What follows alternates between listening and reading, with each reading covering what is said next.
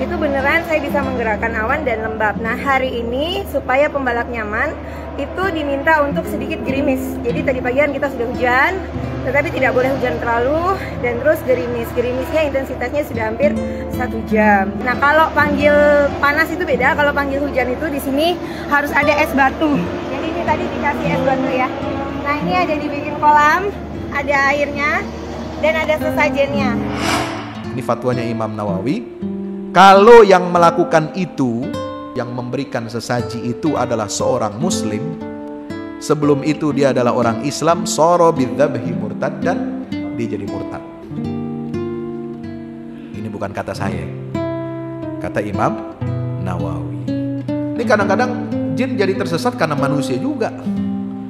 Bukan jin yang menyesatkan manusia. Mohon maaf, ada model jin tadinya udah kita nggak bakal syirik lagi sama Allah, tapi karena godaan manusia ini kasih sesajen macam-macam, akhirnya jin tergoda juga. Jadi ente dosa double, ente tersesat dosa, ente menyesatkan jin dosa.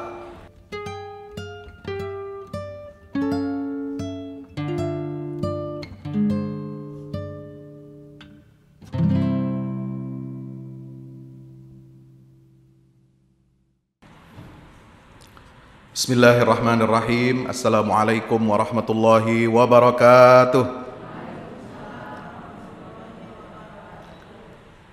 Innal hamdalillah nahmaduhu wa nasta'inuhu wa nastaghfiruhu wa nastahdihi wa na'udzu billahi min syururi anfusina wa min sayyiati a'malina. Innahu may yahdihillahu fala mudilla lahu wa may yudlil fala hadiyalah. Asyhadu an la ilaha illallah wahdahu la syarikalah wa asyhadu anna Muhammadan abdullahi wa rasuluh la nabiyya ba'dah. Allahumma salli wa sallim wa barik ala nabiyyina Muhammad wa ala alihi wa ashabi wa man ittaba'a hudah ila yaumil qiyamah, amma ba'd. Subhanaka la ilma lana illa ma 'allamtana innaka antal alimul hakim. Rabbi zidna ilma, Rabbi zidna ilma, Rabbi zidna ilma, wanfa'na bima 'allamtana birahmatika ya arhamar rahimin. Bapak Ibu hadirin hadirat, jamaah kaum muslimin wal muslimat, wabil khusus jamaah Masjid Raya Al-Ittihad, yang insyaallah mudah-mudahan kita semuanya senantiasa dirahmati Allah Ta'ala, amin ya rabbal alamin. Marilah pertama-tama mari kita panjatkan rasa syukur kita kehadirat Allah Subhanahu wa Ta'ala dengan memanjatkan puja dan puji syukur, dengan kita mengucapkan alhamdulillahi rabbil alamin. Segala puji semuanya milik Allah. Segala puji atas semua nikmat-nikmat semuanya kembali kepada Allah Subhanahu wa Ta'ala, karena sesungguhnya kita ini hanya dikasih titipan. Kita ini hanya dikasih pinjaman. Kita punya rumah, itu pinjaman dari Allah. Meskipun Bapak Ibu punya sertifikat hak milik, punya tanah, punya rumah, ada sertifikatnya, punya kendaraan, ada BPKB-nya atas nama kita masing-masing, tapi semua itu adalah pinjaman dari Allah, bukan punya kita. Sebab semua itu sumbernya dari mana? Dari Allah. Kita beli pakai duit, duitnya kita hasilkan dari apa? Dari kerja. Kita bisa kerja, siapa yang bisa bikin kita kerja? Allah. Kasih kesehatan, ada umur, ada nikmat, bisa mikir, bisa bekerja, bisa bergerak, semuanya itu adalah karena Allah Subhanahu wa Ta'ala. Makanya di dalam surat Al-Kahfi ada cerita dua orang sahabat, yang satu kaya, yang satu rada-rada miskin. Miskin apa kismin? Yang atu udah kaya sombong. Biasa, orang kaya kalau sombong biasa nggak? Emang begitu udah bawaannya. Wa dakhala jannatahu wa huwa zalimun li nafsihi qala ma azunnu an tabida hadhihi abada wa ma azunnu as-sa'ata qa'imatan wa la irrudittu ila rabbi la ajidanna khairam minha munqalaba.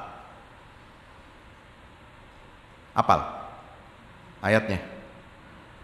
Cerita seorang yang punya kebun, punya perkebunan luas, perkebunannya subur, dia punya tanah selebar-lebar jagat, kalah itu lahan ibu kota negara, kalah ya.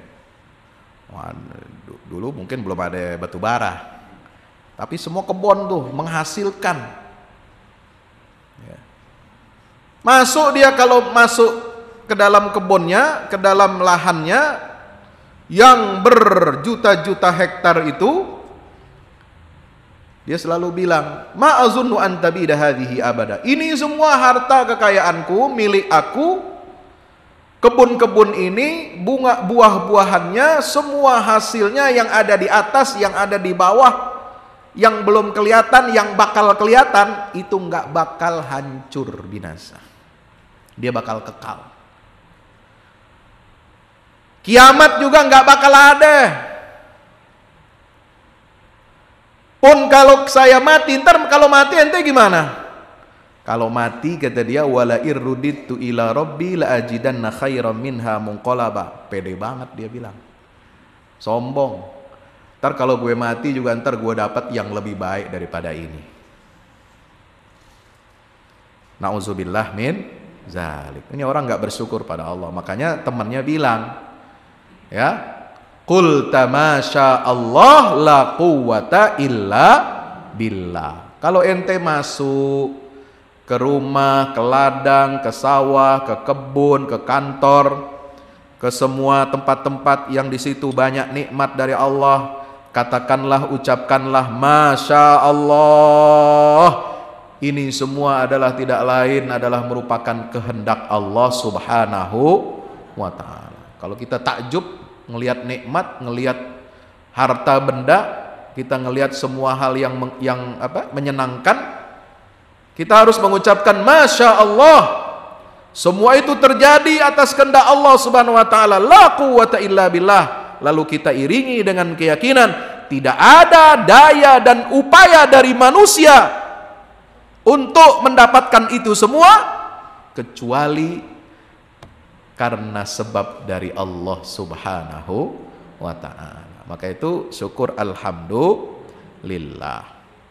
Mari kita bersolawat dan salam kepada junjungan kita baginda Rasulullah Muhammad sallallahu alaihi wasallam serta seluruh keluarga, para sahabatnya, dan mudah-mudahan tercurah limpahkan untuk kita semua pengikutnya hingga yaumil qiyamah. Amin ya rabbal alamin. Bapak Ibu yang dirahmati Allah, pagi ini kita akan menguraikan tafsir surah Al-Jin, juz 29. Surat apa? Al-Jin. Kadang kita lupa sama hal-hal yang dasar, hal-hal prinsip. Lupa sama akidah. Kadang-kadang kita fokusnya ayo ibadah yang benar, yang bagus, yang cakep. Hadir majelis ilmu, banyakin sedekah, banyak puasa sunat, banyak sholat sunat, akhlak yang bagus, muamalah yang bagus, ekonomi yang bagus. Tapi kadang kita lupa bab akidah, cepat dilupain sama orang. Padahal akidah ini adalah pondasi, dasar dari semua, akar dari semua masalah. Kalau amal kita ingin diterima oleh Allah Subhanahu wa ta'ala, ibadah kita bernilai pahala dan ibadah di sisi Allah, bisa kita petik hasilnya bisa bermanfaat, memberikan keberkahan buat hidup kita, itu tergantung apakah ibadah kita itu diterima oleh Allah apa enggak. Setuju? Setuju apa enggak? Ini dasar. Jangan sampai orang Islam niatnya tolak balak, baca doa, berdoanya sama Allah, udah betul, baca Yasin, baca Al-Quran, udah betul, minta perlindungan kepada Allah, betul. Ente mau baca tahlil berapa ribu kali, betul. Ente mau baca zikir berapa ratus ribu kali, betul, minta perlindungan kepada Allah. Tapi abis itu jangan ente rusak tuh amal, ente hangusin tuh amal. Habis itu saya pernah dengar orang-orang di kampung apa tahu dah, di sono jauh, habis baca doa, habis baca Yasin, habis tahlil, orang kasih makan, ada juga satu nampan khusus. Ada kopi, ada rokok, ada nasi uduk, nasi ulam, pisang, apalah segala macam. Kagak boleh disentuh. Taruh di kamar. Buset. Buat siapa itu? Atau taruh di mana lagi entor di sono, tengah hutan apa di mana? Pinggir kali, tengah jalan. Begini nggak usah rusak. Baru udah bagus dia ibadah. Ini penyakitnya umat Islam nih. Mohon maaf. Masih ada meyakini ini alam semesta ada yang lain yang nungguin, yang ngendaliin, yang kasih perintah, yang kasih larangan selain daripada Allah Subhanahu wa ta'ala. Makanya Al-Quran mengatakan ini cerita dalam Al-Quran. Wa annahu kana rijalun minal insi ya'udzuuna birijalin minal jinni fazaduhum rahaqa. Allah melalui lisannya para jinnya aja menyatakan keheranan. Dulu sebelum turunnya surat jin ini, banyak praktek-praktek di tengah masyarakat, terutama di masa jahiliyah. Dulu banyak orang-orang dari kalangan manusia ini yang minta pertolongan kepada golongan jin. Ada disebut dalam beberapa kitab tafsir. Misalnya tafsir Muqatil, tafsir At-Tabari mengatakan dulu ada kebiasaan Arab Badui masa jahiliyah, kalau dia bepergian dari satu kota ke kota lain, sampai bermalam nginep di tengah jalan gurun pasir, lewat gunung-gunung, bukit-bukit batu, dia mau bermalam di situ, bangun tenda di situ sementara, sebelum ada dia istirahat, sebelum dia bangun tenda itu dia bilang begini, dia macam berdoa kepada Allah, wahai jin, pemilik penunggu gunung-gunung dan bukit-bukit batu ini, aku berlindung kepadamu dari keburukan. Jangan kasih kita gempa malam-malam. Jangan kasih Jangan kasih puting beliung. Jangan kasih badai pasir lah, kira-kira begitu. Lindungi kami, katanya. Itu sebutnya a'udzu bi'azizi hadzal wadi. Nauzubillah. Ini saya cuma mengutip saja dari tafsir itu. Aku berlindung dari makhluk dedemit, jin, setan yang memiliki lembah ini. Minta perlindungan dia. Nauzubillah min dzalik. fazaduhum rahaqa. Maka Allah mengatakan ungkapan semacam itu, praktek-praktek seperti itu bukan malah memberikan dia keselamatan, kebaikan, tetapi akan menambah mereka tersesat dan menambah dosa. Makanya dulu ini kisah ya, asbabun nuzulnya daripada surat Al-Jin ini gimana Pak Ustadz? Ada diriwayatkan dalam Sahih Bukhari Muslim. Dulu makhluk jin ini, Bapak Ibu yang dirahmati Allah, kenal sama jin?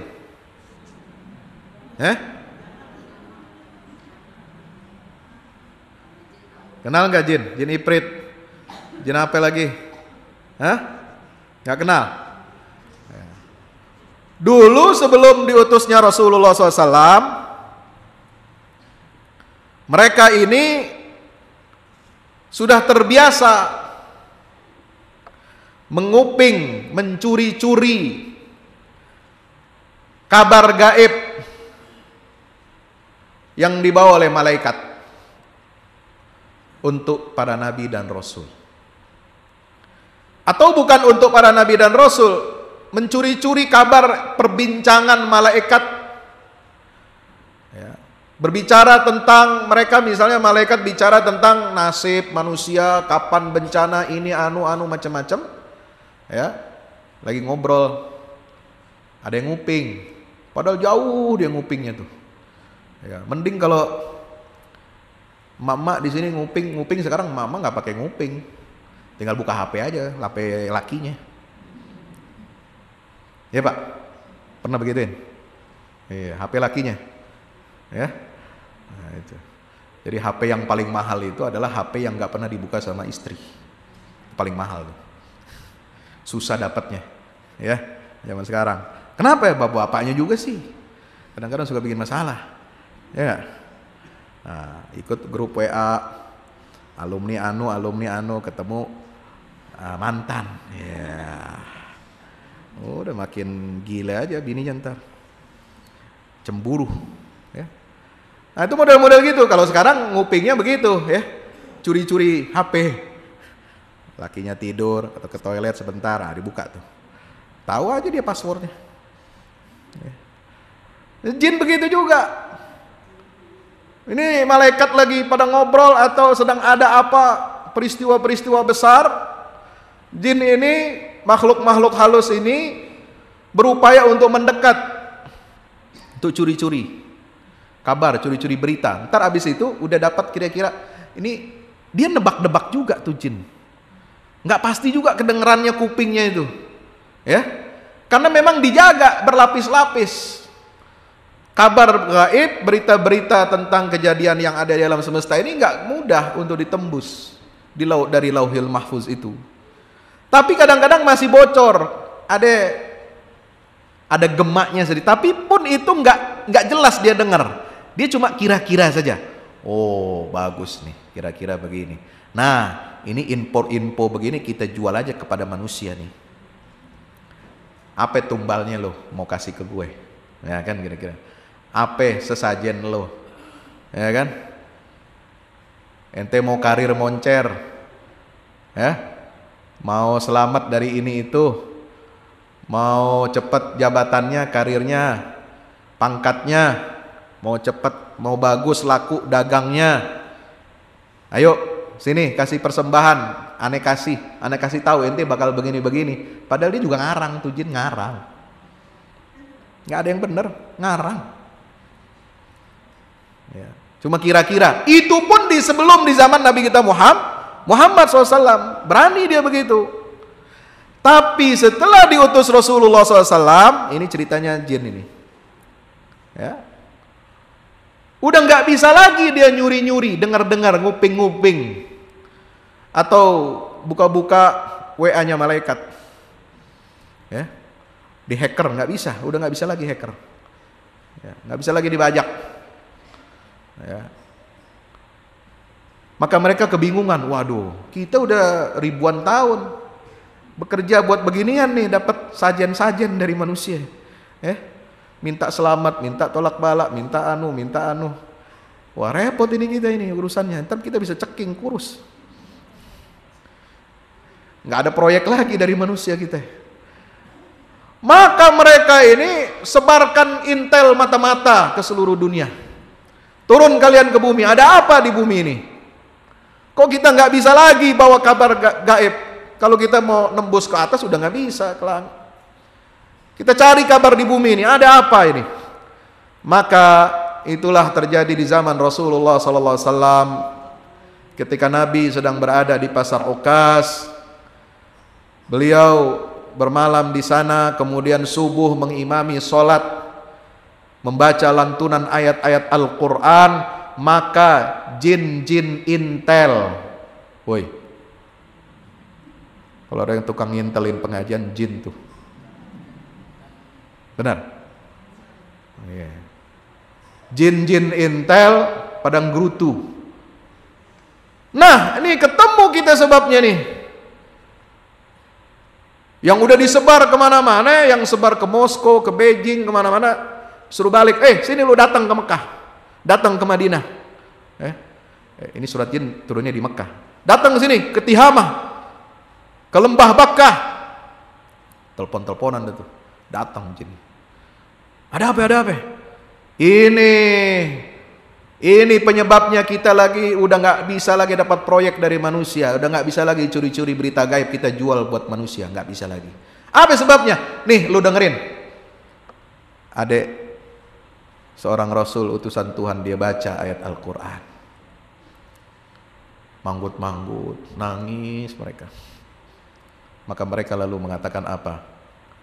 Mereka sebagaimana di dalam ayat 1 surat Al-Jin, Allah berfirman, Qul uhiya ilayya annahu istama'a nafarum minal jinni faqalu inna sami'na qur'anan ajaba yahdi ila rusdi fa'amanna bih walan nusyrika bi rabbina ahada. Segolongan jin itu mendengar bacaan lantunan ayat-ayat Al-Quran yang dibaca oleh Nabi SAW pada waktu sholat subuh. Lalu mereka berkata, Inna sami'na Qur'anan ajaba. Sungguh, kita telah mendengarkan bacaan mulia. Bacaan yang mulia, yang menakjubkan. Yahdi ila rusd. Bacaan yang mulia yang menakjubkan itu dia memberikan petunjuk, memberikan hidayah kepada kita untuk jadi orang benar. Karena jin ini juga sebelum diutusnya Nabi SAW, ya, itu tersesat juga kayak manusia.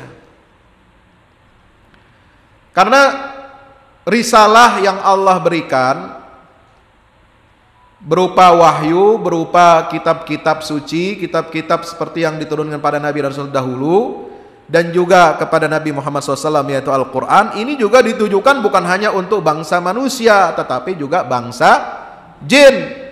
Karena mereka itu berakal juga.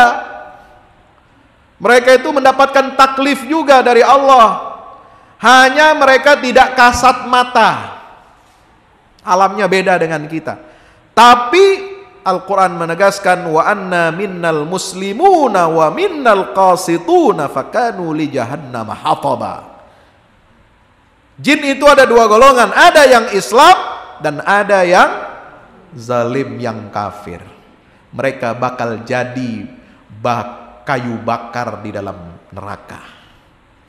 Sama kayak manusia. Manusia yang kafir bakal jadi kayu bakar di dalam neraka. Nauzubillah min dzalik. Ya. Maka mereka udah nggak menerima wahyu dari Allah, udah tersesat sebagaimana tersesatnya manusia. Al-maghdubi alaihim atau dhalin, ada yang dimurkai oleh Allah, ada yang tersesat. Jadi ada jin, ya memang jin mengikuti seperti manusia. Kalau manusianya tersesat dari zaman Nabi Musa, Yahudi tersesat, ya jin ada yang ikut kayak begitu. Setelah diutus Nabi Isa, manusia ada yang tersesat, nggak lagi beriman, bertauhid, mengesahkan Allah, malah mengangkat Nabi Isa jadi Tuhan atau anak Tuhan. Ya jin juga begitu, ada yang menjadikan Nabi Isa sebagai Tuhan atau anak Tuhan. Makanya dalam tafsir Ibnu Abbas, dalam tafsir Ibnu Katsir itu dikutip pernyataan Ibnu Abbas radhiyallahu anhu. Ketika Allah berfirman, takadus samawati yatafattarna minhu wa tanshaqqul ardu wa takhirrul jibalu hadda an da'u lirrahmani walada, ayat 80 surat Maryam. Hampir-hampir saja langit-langit runtuh, bumi terbelah, gunung hancur. Kenapa? Apa yang menyebabkan langit runtuh, bumi terbelah, gunung itu hancur berkeping-keping? Anda aulir rahmani walada, karena banyak jin dan manusia yang mengatakan, yang meyakini bahwasanya Allah itu punya anak. Apa kata Ibnu Abbas radhiyallahu anhu? Innas syirk fazi'at minhu samawati wal ardu wal jibalu wa jami'ul khalaiq illa thaqalain. Penyakit yang namanya syirik itu dijauhi oleh seluruh alam semesta. Bumi, langit, matahari, bintang, bulan, batu-batuan, gunung, semuanya itu tidak ada yang mau syirik kepada Allah. Nggak ada yang mau menduakan Allah. Mereka lari menjauhi perbuatan syirik, kecuali dua jenis golongan makhluk, jin dan manusia. Makanya aneh kalau manusia ya minta sesuatu, berlindung dari sesuatu kepada gunung atau yang nungguin gunung. Bodohnya kebangetan. Lah dia aja kagak mau syirik. Ini gunung kagak mau berbuat syirik kepada Allah. Matahari nggak ada berbuat syirik kepada Allah. Bumi nggak ada dia berbuat syirik menduakan Allah Ta'ala. Semuanya mengikuti perintah Allah, mengesahkan Allah, bertasbih kepada Allah Subhanahu Wa Ta'ala.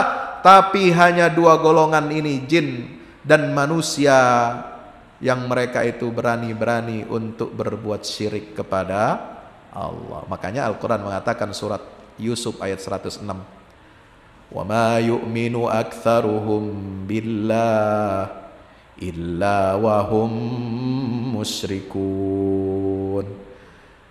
Kebanyakan manusia tidak beriman kepada Allah.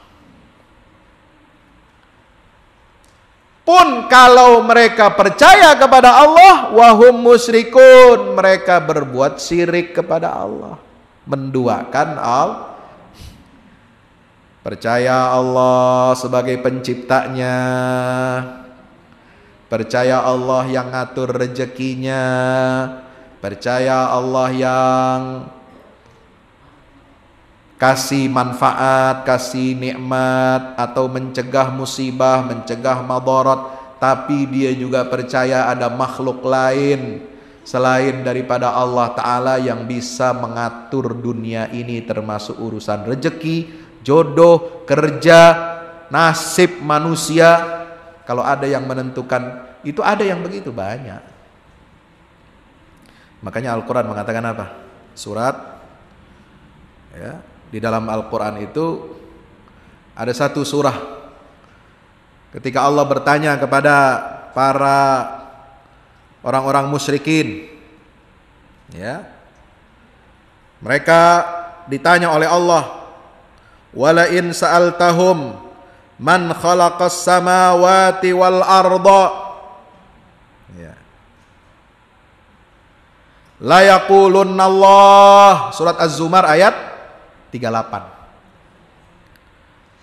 Jika seandainya engkau wahai Muhammad bertanya kepada mereka, orang-orang musyrik itu, dia yakin kepada Allah, percaya nggak sama Allah? Percaya. Orang musyrik zaman jahiliyah, dia beriman nggak pada Allah? Beriman pada Allah, tahu Allah itu pencipta dia, tapi mereka ini masih meyakini juga ada makhluk lain, ada Tuhan-Tuhan lain, sesembahan-sesembahan lain yang ikut mengatur kehidupan dunia dan dirinya dan menjadi perantara antara mereka dengan Allah Jalla Jalaluhu Subhanahu wa ta'ala. Ma na'buduhum illa liyuqarribuna ilallahi zulfa. Itu kata Al-Quran.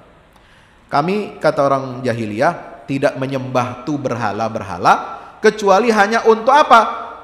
Mereka mendekatkan kita kepada Allah. Ya. Jadi orang jahiliyah ditanya, siapa yang menciptakan langit dan bumi? Mereka pasti menjawab Allah. Nah, Allah tanya lagi. Allah ngetes lagi nih. Qul afara'aitum ma tad'una min dunillahi in aradani Allahu bidurrin hal hunna kashifatu durrih aw aradani birahmatin hal hunna mumsikatu rahmatih. Sekarang Muhammad SAW tes mereka, uji mereka. Apa benar mereka betul-betul meyakini Allah satu-satunya pencipta, satu-satunya pengatur, satu-satunya pengendali, satu-satunya pemberi rizki kepada makhluk manusia ini? Tanya, uji mereka keimanan. Jangan cuma percaya omongan dia pada. Jangan kau hanya percaya omongan mereka. Allah yang menciptakan semua itu. Nanti dulu, uji dulu. Tanya, apa tanyanya? Ya Rabb, afara'aitum ma tad'una min dunillah? Kalau begitu, tahukah kamu apa yang kamu sembah selain Allah itu? Ya. Apakah kamu lihat, apakah kamu meyakini yang kamu sembah selain daripada Allah itu, jika Allah menghendaki untuk aku kesulitan, Allah menghendaki bencana untuk aku ditimpakan, apakah sesembahan-sesembahan itu yang bisa mencegah, yang bisa melenyapkan bencana itu? Ini ditantang sama Allah. Ya.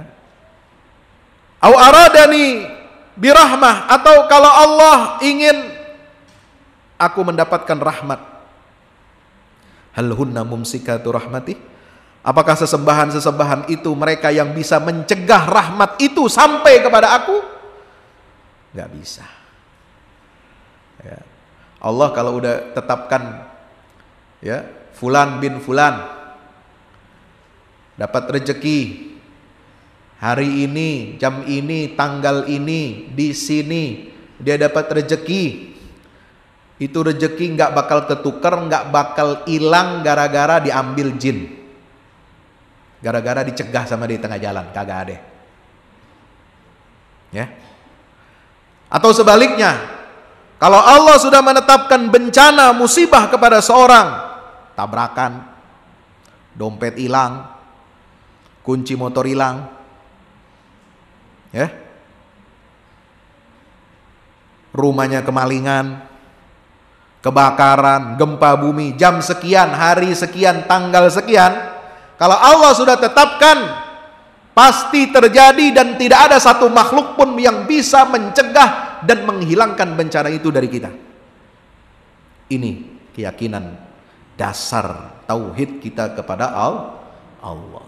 Jadi tauhid itu bukan cuma meyakini Allah itu satu, Allah itu esa, tidak beranak, tidak diperanakkan, tapi kita harus meyakini semua takdir, apa yang diputuskan, ditetapkan, ditulis oleh Allah untuk kehidupan seluruh manusia, dari kita melek, dari kita awal hidup, lahir di dunia ini sampai kita mati, semua catatan amal kita, takdir kita, apa yang musibahkah, nikmatkah, karuniakah, semuanya itu telah ditetapkan oleh Allah dan tidak ada satu makhluk pun yang bisa intervensi, yang bisa campur tangan menggagalkan rahmat itu sampai kepada kita atau mencegah bala musibah bencana itu sampai kepada kita.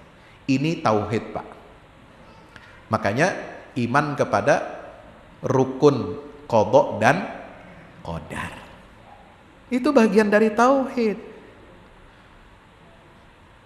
Bahwa takdir kita ini nggak ada yang bisa intervensi, kecuali Allah mau rubah, kecuali Allah mau belokin. Allah bisa berkehendak, tapi itu bergantung kepada kehendak Allah, bukan kehendak kita. Kita hanya bisa berdoa, ya Allah jauhkanlah musibah dari kami, amin. Allahumma adfa'annal bala wal ghala wal waba wal fahsya wal mihan waz zalazil ma zahara minha wa ma batan. Kita doa tolak bala, mau di dalam solat, mau setelah solat, atau dibaca ketika kunut atau di luar kunut, dibaca ini doa daf'ul bala. Doa itu mungkin saja bisa menolak bencana, tapi itu semua atas dasar kehendak dan izin Allah, bukan karena siapa-siapa. Makanya habis ente baca tolak bala, jangan kasih sajen, bos. Allah nggak perlu dikasih sajen. Wa huwa yut'imu wala yut'am. Allah yang kasih makan semua makhluk, dia nggak perlu dikasih makan. Woi, jangan campur-campur, ya. Oh enggak Pak Ustadz, ini yang bikin juga orang Islam,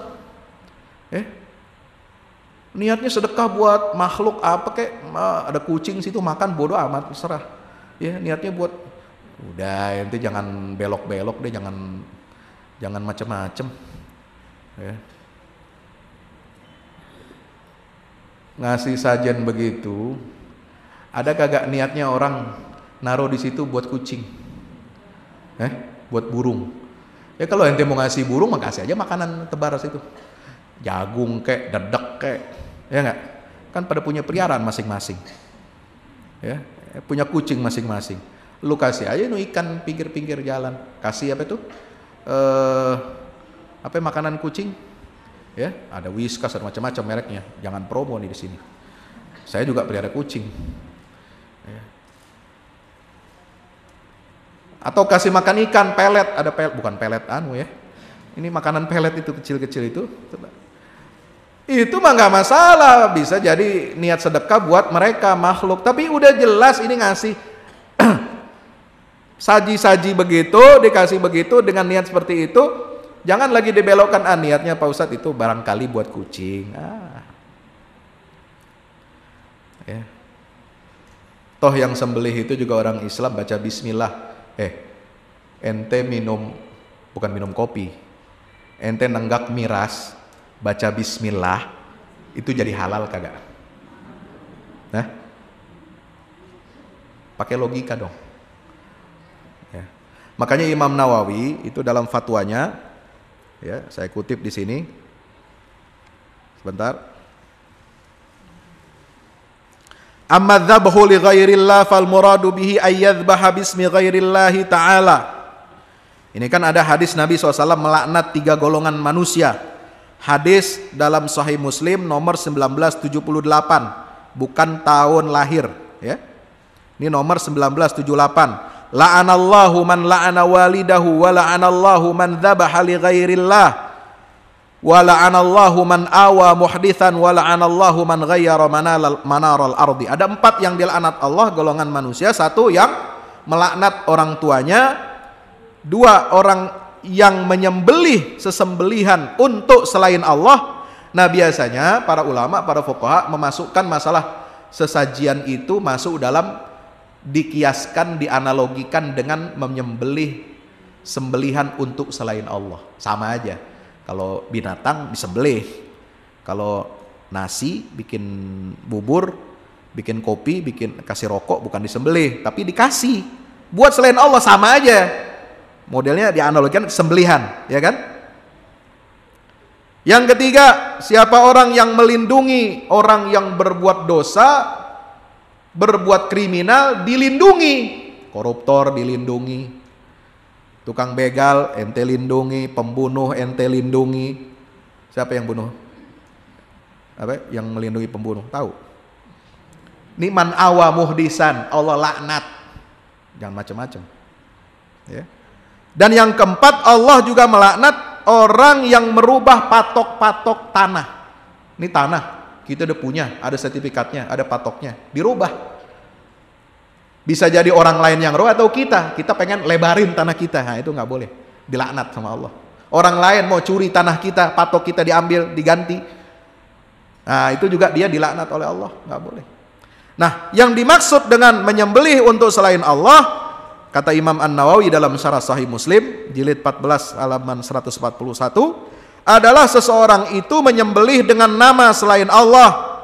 Seperti dia menyembelih untuk berhala, untuk salib, untuk Nabi Musa atau Nabi Isa alaihi salam, atau untuk Ka'bah. Kalau enggak sembelih, lu kasih makanan, bawa nih makanan, ya, buat siapa?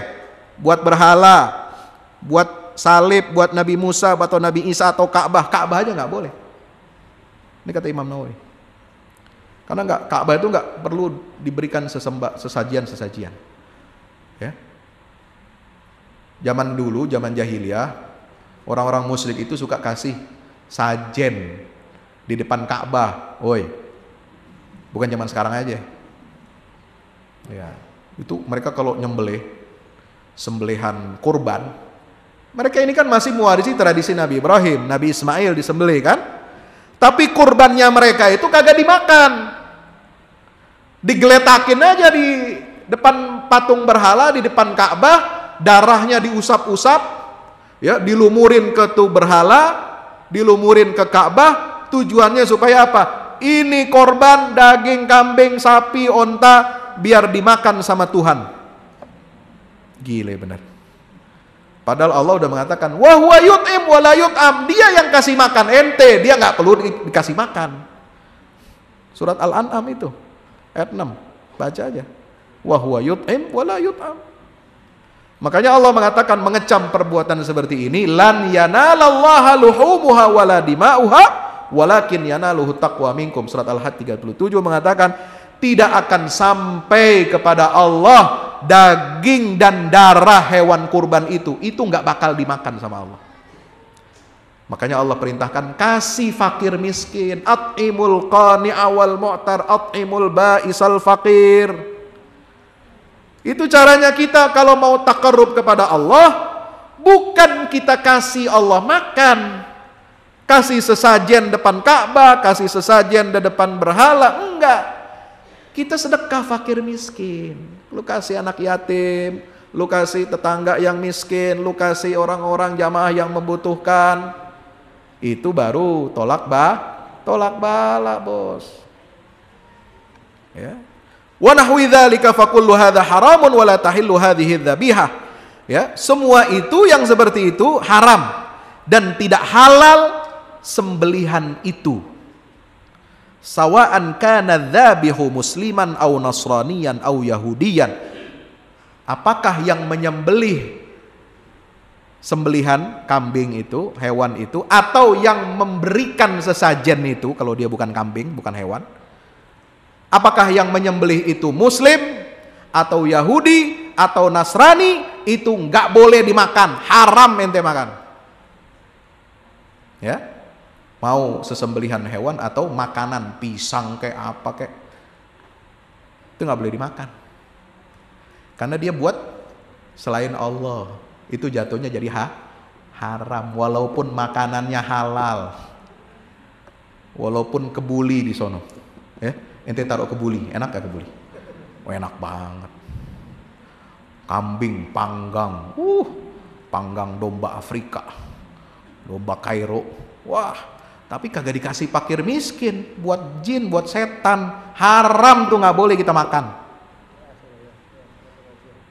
Ya, kalau ente mau pengen bikin konten, boleh. Pengen bikin konten maksudnya apa? Pura-pura itu sesajen, ente makan aja itu. Ya, buat nyadarin orang yang kayak begitu. Nah, tapi ente niatnya udah bukan untuk sesaji ya, tapi niatnya untuk menyadarkan. Nah, itu boleh dimakan. Ya, tapi kalau awalnya orang lain yang bikin, taruh situ, meskipun itu makanan halal, sembelihan halal, la tahillu, nggak boleh dimakan, nggak halal. Mau yang kasih sajen itu orang Muslim, orang Yahudi, orang Nasrani, nggak boleh. Nassa alaihi Syafi'i, ini yang ditegaskan oleh Imam Asy-Syafi'i. Wattafaqa alaihi ashabuna, dan disepakati oleh imam-imam mazhab Syafi'i. Fa in qasada ma'a dzalika ta'zimal madhbuhi lahu ghairillah, kalau dia bermaksud dengan perbuatan itu mengagungkan makhluk jin, setan yang dia diberikan persembahan sembelihan atau makanan tadi itu selain daripada Allah, wal ibadata lahu, atau maksudnya adalah untuk beribadah kepadanya, kana dzalika kufran, itu jelas perbuatan kafir. Fa in kana dzabihu musliman qabla dzalika shara bidzabhi murtaddan. Ini fatwanya Imam Nawawi. Kalau yang melakukan itu, yang menyembelih itu, yang memberikan sesaji itu adalah seorang muslim, sebelum itu dia adalah orang Islam, shara bidzabhi murtaddan, dengan dia menyembelih itu untuk selain Allah, dia jadi murtad. Ini bukan kata saya, kata Imam Nawawi rahimahullah wa radhiyallahu ta'ala anhu. Maka ini hati-hati. Oke, nanti para ulama nanti akan mentafsil, akan membagi lagi, ya, supaya kita juga harus lebih berhati-hati, ya. Bagaimana pertanyaannya? Itu kan kalau yang jelas-jelas dia menyembelih untuk selain Allah, untuk taqarrub kepada selain Allah. Bagaimana kalau dia menyembelih atau memberikan sesajian itu untuk, ya, taqarrub kepada Allah, dengan maksud dia Allah itu akan mencegah dari dirinya kejahatan, keburukan jin? Maka jawaban para ulama, fa inna hadza laisa dzabhan li ghairillah. Ya, kalau itu diniatkan bukan untuk ibadah, bukan untuk mengagungkan jin, setan yang diberikan persembahan itu, maka tidak haram makanannya. Ya, tidak haram. Tetapi ya, di sini diberikan penjelasan. Sebab apa dia tidak haram? Bukan sembelihan untuk selain Allah dan bukan perbuatan kufur yang mengeluarkan seorang dari agama, tetapi dia adalah masuk kategori jenis syirik kecil. Syirik kecil itu apa? Kayak riya. Kita sholat ada riyaknya, pengen dilihat orang, dipuji orang. Kita puasa pengen dilihat, dipuji orang. Kita baca Quran pengen dilihat, dipuji orang. Itu syirik juga, tapi kecil. Bukan syirik akbar, kita sujud ke salib, kita sujud ke pohon. Ya, ada pohon, ada puun. Ya, puun kata orang Bekasi. Atau sujud ke matahari, sujud ke dewa-dewa, berhala-berhala. Ya, nah itu syirik akbar. Itu yang mengeluarkan orang dari agama Islam, dia murtad.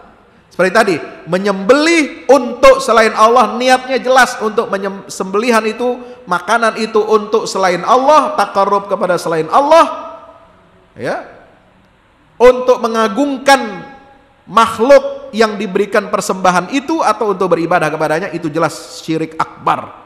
Innallaha la yaghfiru ayyushraka bihi wa yaghfiru ma duna dzalika liman yasha. Itu keluar dari Islam, murtad. Tapi gimana Pak Ustadz kalau ada yang agak saru nih, ya, dia maksudnya adalah menyembelih itu atau memberikan persembahan itu adalah taqarrub kepada Allah, taqarrub kepada Allah. Niatnya potong ayam, potong bebek, potong kambing untuk taqarrub kepada Allah. Tujuannya untuk apa? Biqasdi ayyadfa'a anhu syarral jin, untuk supaya Allah menjauhkan dari dia, ya, kejahatan jin. Karena itu mungkin dia dibisik-bisikin, ini kalau nggak kasih persembahan, ente bakal diganggu sama jin, ente bakal diiniin, bakal diapa-apain. Nah, ente sembelihlah untuk Allah, taqarrub kepada Allah, tapi niatnya untuk apa? Mencegah supaya jin tidak menyakiti dirinya. Bagaimana itu? Itu masuknya kategori jenisnya syirik kecil, kayak model riya. Ya, sholat kita bisa jadi diterima, tapi ada cacatnya. Karena apa? Riya. Sama, menyembelih, nyebut nama Allah, buat taqarrub kepada Allah, tapi dia niatkan untuk mencegah perbuatan jin. Nah, itu ada masuk di situ ya, bisa jadi diterima oleh Allah, tetapi di situ ada dia melakukan sesuatu ja'ala sababan ma laisa bisabab, dia menjadikan satu sebab yang sebenarnya bukan itu penyebabnya. Sebab apa? Allah bisa dan berkuasa mencegah bencana, tolak bala, tanpa harus kita menyembelih apapun. Paham ya? Nah, bisa. Karena Allah tidak menjadikan sembelihan itu sebagai sebab untuk mengusir jin. Ya, maka dengan perbuatan itu hakiman ala hadza dzabi bi annahu sababun lidaf'il jinni anhu wa hadza lam yarid bihi syar'un fayajibu ijtinabuhu. Maka di sini sebaiknya dihindari supaya enggak bercampur-campur. Maka lebih baik niatnya kita adalah murni taqarrub kepada Allah, niatnya murni sedekah untuk fakir miskin, agar dengan harapan Allah menolak dan mencegah segala bencana. Nah itu, insya Allah amal kita diterima oleh Allah Subhanahu wa ta'ala. Bapak Ibu yang dirahmati Allah Subhanahu wa ta'ala, maka surat Al-Jin ini sangat penting untuk kita ketahui ya.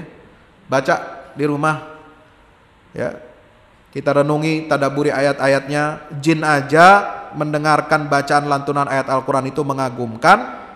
Dia kemudian langsung beriman kepada Allah. Fa'amanna bih, kami beriman kepada Allah. Walan nusyrika bi rabbina ahada, dan kami tidak akan pernah menyekutukan Allah dengan satu apapun. Itu jin udah bertekad ya. Jangan ente goda lagi jin itu. Ini kadang-kadang jin jadi tersesat karena manusia juga. Bukan jin yang menyesatkan manusia. Mohon maaf, ada model jin tadinya udah ya, kita nggak bakal syirik lagi sama Allah. Tapi karena godaan manusia ini, kasih sesajen, kasih sembelihan, ya, kasih ini syarat itu, macam-macam, akhirnya jin tergoda juga. Jadi ente dosa double, ente tersesat dosa, ente menyesatkan jin dosa. Nauzubillah min dzalik. Makanya jangan kita goda-goda orang. Apalagi jin yang udah baik, yang udah Islam, jangan digoda-goda lagi sama ente. Ya, jadi syirik dia nanti. Nauzubillah min dzalik. Inna sami'na Qur'anan ajaba. Ayo kita baca. A'udzubillahi minasyaitonir rajim. Bismillahirrahmanirrahim. Qul uhiya ilayya annahu istama'a nafarum minal jinni faqalu inna sami'na qur'anan ajaba yahdi ilar rusdi fa amanna bih walan nusyrika bi rabbina ahada. وأنه تعالى جد ربنا ما اتخذ صاحبة ولا ولدا وأنه كان يقول سفيهنا على الله شططا وأنا ظننا أن لن تقول الإنس والجن على الله كذبا وأنه كان رجال من الإنس يعوذون برجال من الجن فزادوهم رهقا وأنهم ظنوا كما ظننتم أن لن يبعث الله أحدا وأنا لمسنا السماء فوجدناها ملئت حرسا شديدا وشهبا وأنا كنا نقعد منها مقاعد للسمع فمن يستمع الآن يجد له شهابا رصدا. Sampai ayat 9 baca, renungi baik-baik. Karena jin sebelum ini mereka mengatakan, sungguh kami telah mencoba mengetahui rahasia langit, ayat 8.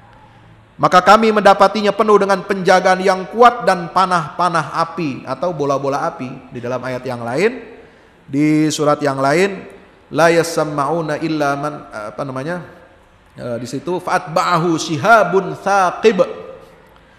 Ya. La yasammauna ilal mala'il a'la wa yuqdhafuna min kulli janib duhura wa lahum 'adzabu wasib illa man khatifal khatfata fa'atba'ahu shihabun thaqib. Itu surat As-Saffat. Ya, mereka tidak bisa lagi mendengar mencuri-curi dari langit berita gaib. Ya, mereka akan dikejar. Kalau mau mendekat dikit, maka dikejar oleh bola-bola api, dilempari oleh para malaikat, diusir. Ya, nauzubillah min zalik. Ya, maka itu setelah turunnya surat Al-Jin ini kepada Nabi SAW, mereka lalu lantas beriman, bertobat dari perbuatannya yang biasa mencuri-curi pendengaran dari langit, dan mereka bertekad untuk tidak menyekutukan Allah Subhanahu wa ta'ala. Ya, alhamdulillah. Maka itu mari kita berlindung kepada Allah Subhanahu wa ta'ala agar kita tidak lagi mengikuti jejak-jejak setan, jin, iblis yang mengajak kita untuk menyekutukan Allah Subhanahu wa ta'ala. Apa yang disampaikan di sini surat Al-Jin adalah untuk keyakinan kita umat Islam, bukan kita mengintervensi ajaran umat agama lain. Ya, maka kalau ada yang melaporkan dari umat agama lain tindakan kemarin itu salah alamat. Ya, karena tidak sedang menista atau menghina, melecehkan sesembahan atau praktek ibadah umat agama lain. Ini persoalan internal umat Islam.